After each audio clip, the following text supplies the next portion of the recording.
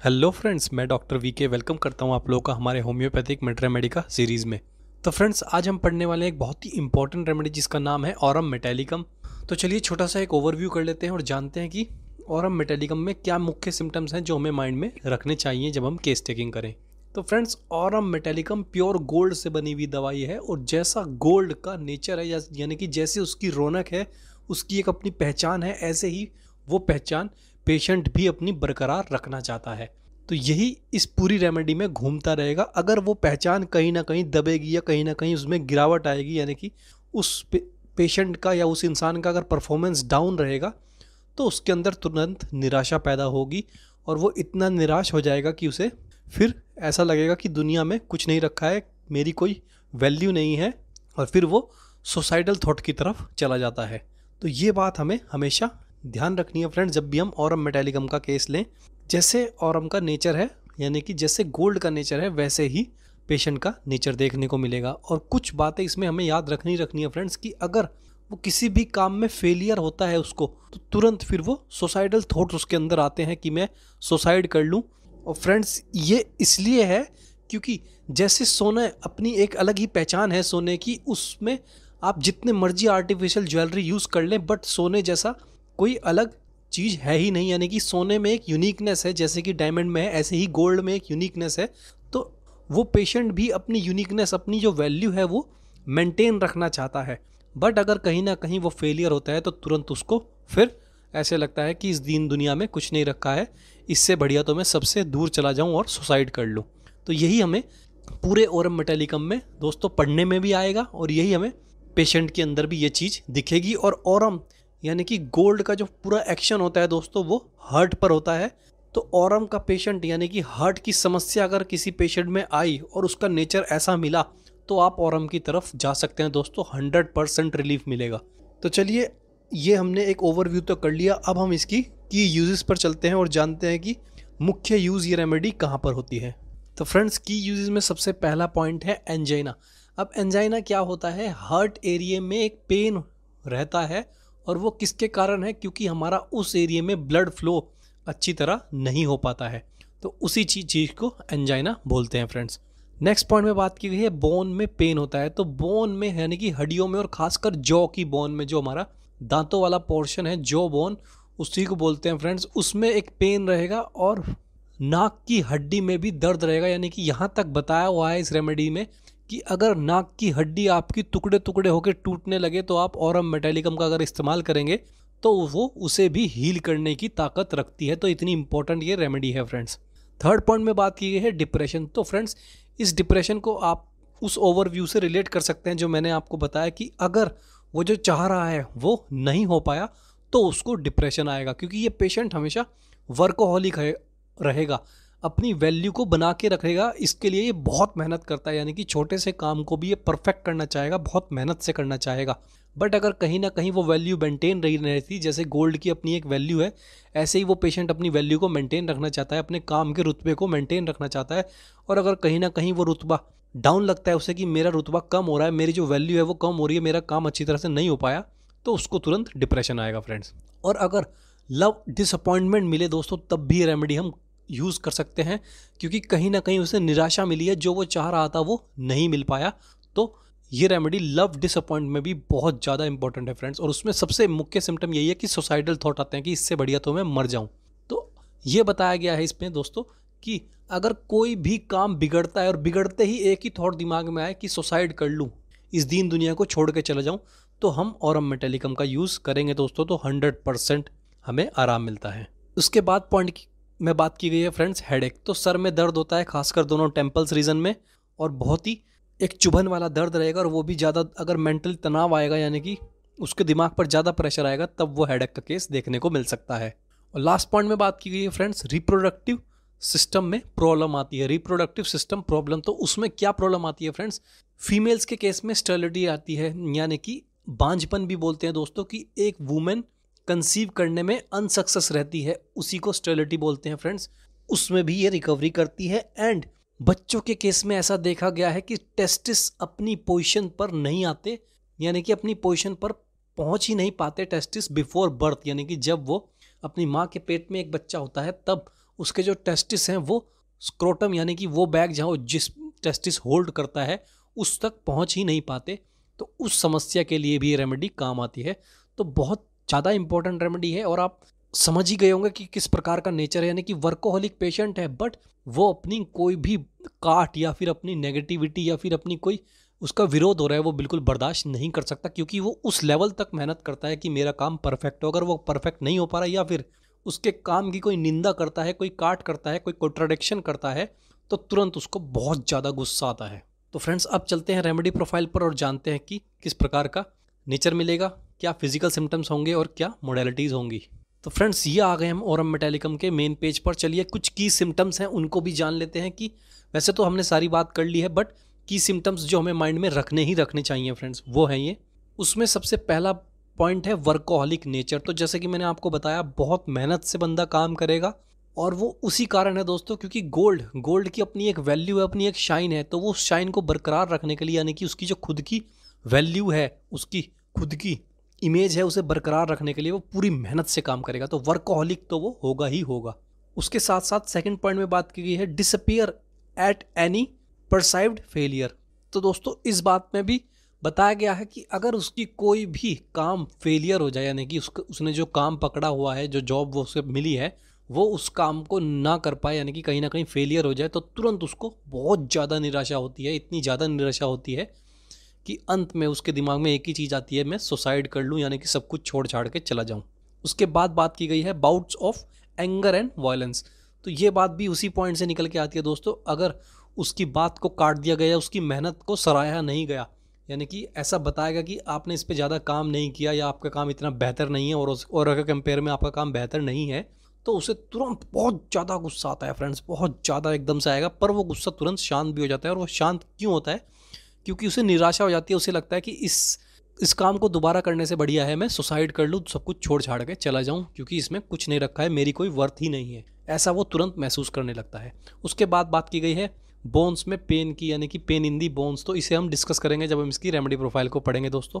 और last point में बात की गई है person feel worse at night. तो ये भी इसकी एक बहुत बड़ा इंपॉर्टेंट पॉइंट है दोस्तों कि रात को उसको बहुत ज़्यादा एग्रावेशन हो जाता है। और जब जब उसके मानसिक तनाव यानी कि उसको आएगा, उसके मेंटल लेवल पर जब जब अफेक्ट होगा तब तब उसको एग्रावेशन होगा। ये पॉइंट भी आप दोस्तों याद रखिए। चलिए ये हमने की सिम्टम्स भी पढ़ लिए कि ज़्यादातर ये सिम्टम्स तो हमें याद रखने हैं। अब हम रेमेडी प्रोफाइल को पढ़ते हैं दोस्तों, उससे हमें और ज़्यादा समझ आएगा कि कैसा नेचर है और क्या फिजिकल सिम्टम्स आपको मिलेंगे।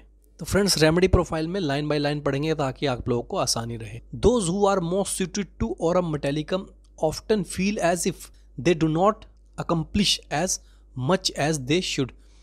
तो जो ऑरम मेटालिकम के पेशेंट हैं उनको ऐसा लगता है कि वो उस तरीके से सक्सेस नहीं हो पा रहे हैं जिस तरीके से उन्हें होना चाहिए। यानी कि उन्हें हमेशा एक वैल्यू क्रिएट करनी है अपनी लाइफ में। जैसे कि सोने की अपनी एक वैल्यू है ना, तो ऐसे ही वही अपनी लाइफ में चाहते हैं कि मेरी खुद की एक वैल्यू रहे, एक औधा रहे जिससे कोई ठुकरा ना सके, कोई जिसे नकार ना सके कोई भी।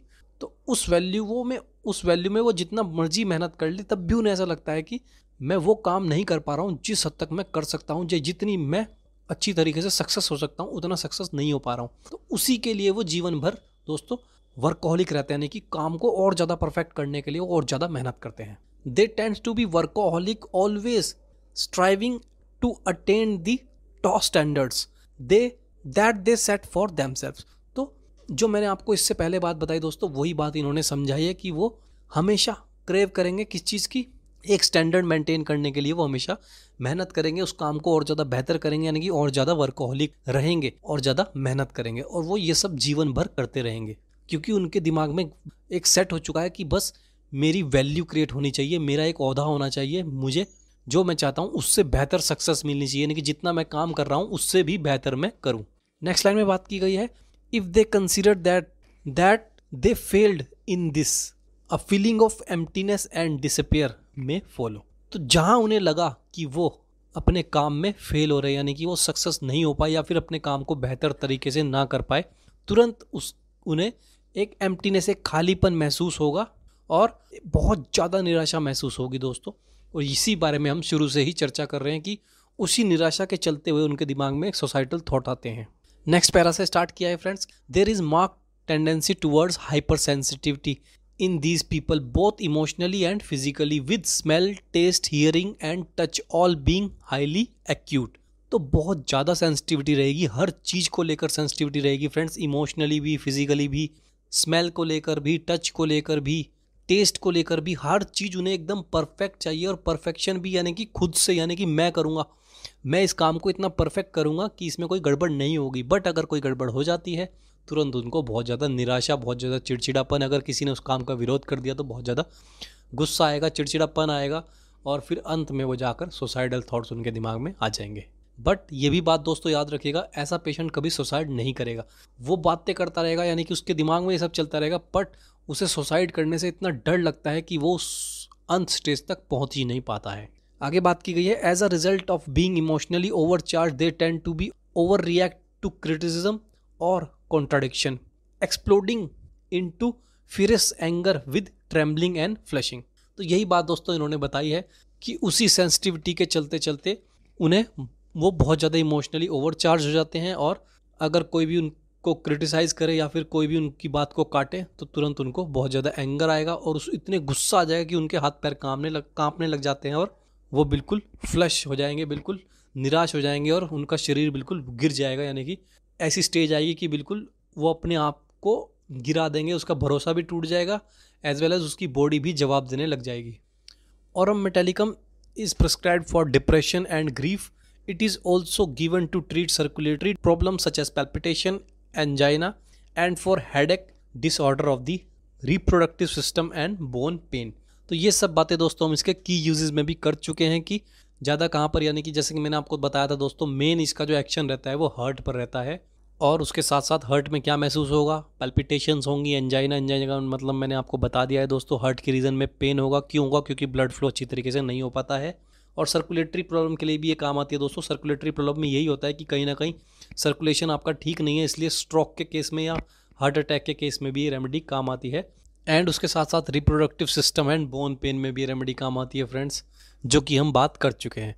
अब हम इसके एक एक सिंगल पॉइंट्स को और डीपली पढ़ेंगे फ्रेंड्स, और उसमें ही उसकी मोडालिटीज़ को भी स्टडी करेंगे।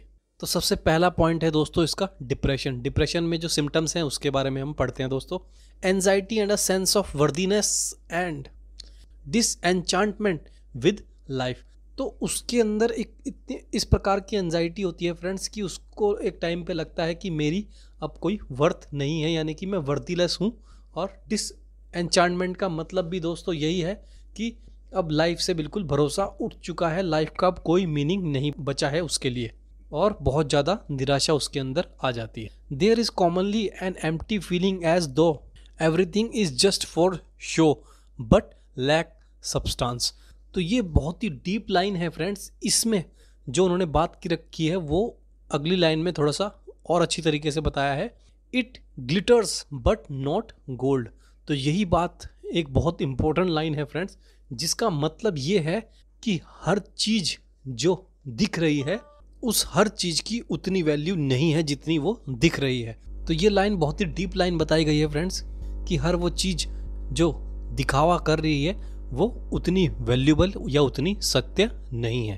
तो जैसे कि गोल्ड के केस में होता है, क्योंकि हर चमकने वाली चीज़ गोल्ड नहीं होती। तो उसी लाइन को इन्होंने इस तरीके से बताया है कि उस पेशेंट को लगता है कि मेरे जितनी वैल्यू हर एक की नहीं होनी चाहिए, मेरी एक अलग ही वैल्यू है।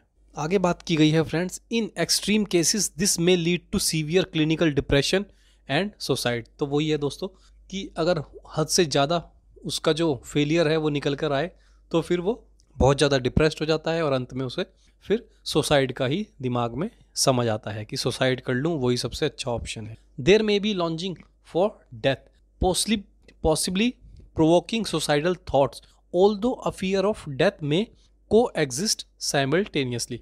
तो ये बात ही मैंने आपको बीच में बताई दोस्तों कि उसको मौत का ख्याल रहेगा दिमाग में, हमेशा ये रहेगा कि इससे बढ़िया तो मैं मर जाऊं, इसमें कुछ नहीं रखा है, कोई चीज़ की अपनी वैल्यू नहीं है अब। बट उसके अंदर एक हमेशा मौत का डर भी रहेगा कि कैसे मरूं, अगर मर गई तो ये हो जाएगा वो हो जाएगा। तो उसके कारण वो मर भी नहीं पाता, यानी कि वो चीज़ उसे हमेशा जिंदा रखती है। यानी कि ये दो चीज़ें उसके दिमाग में हमेशा घूमती रहेंगी, मौत और मौत का डर। Other symptom include irritability, feeling of guilt और ऑफ बीइंग फॉरसिकन। तो अगर उसकी बात कटी या उसका कहीं ना कहीं फेलियर पाया गया दोस्तों, तो उसके अंदर बहुत ज़्यादा चिड़चिड़ापन आ जाएगा, गिल्ट उसके अंदर रहेगी कि मैं इतना अच्छा काम नहीं कर पाया, मैं अपनी वैल्यू को मेंटेन नहीं रख पाया है, और फिर उसे लगेगा कि सब कुछ छोड़ छाड़ के चले जाओ, अब इस जीवन में कुछ नहीं रखा है। Perhaps associated with shock such as a death of love once or a failed romance. तो अगर किसी जिससे वो बहुत ज़्यादा प्यार करता हो उसकी मौत हो जाए, यानी कि मृत्यु हो जाए, या फिर कोई रोमांस, उसका रोमांस हो वो फेलियर हो जाए, उसके कारण उसे बहुत बड़ा शॉक लगता है फ्रेंड्स।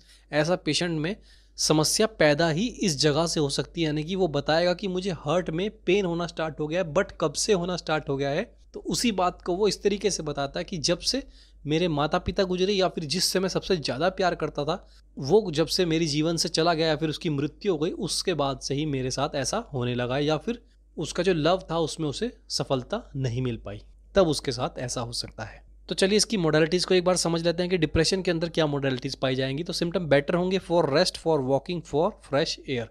तो फ्रेंड्स इसकी पूरी मोडालिटीज़ में एक चीज़ हमें समझनी है कि जब जब उसका मन शांत रहेगा, यानी कि उसके दिमाग में शांति रहेगी, तब तब उसको आराम रहेगा, और जब जब उसके मानसिक तनाव बढ़ेगा तब तब उसको एग्रावेशन होगा।